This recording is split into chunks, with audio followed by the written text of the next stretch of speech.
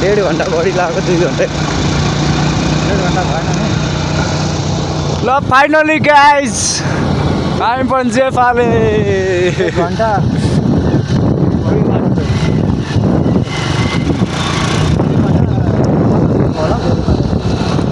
दामी छ गाइजहरु do visit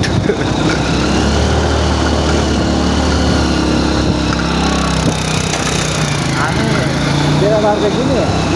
Kerabari होइन त उकालो जब केराबारी सकेर उकालो आयो नि हजुर ट्याक्कै 1 बजेदेखि हिँडेको हो क्या पुरा 1 घन्टा लाग्यो यताको बाटो ल हेर्नु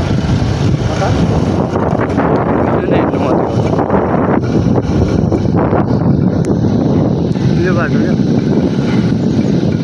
यहाँनिर कहाँ निस्किन्छ भने नि त पुरा भन्ज्याङ भन्ने ठाउँ निस्किन्छ क्या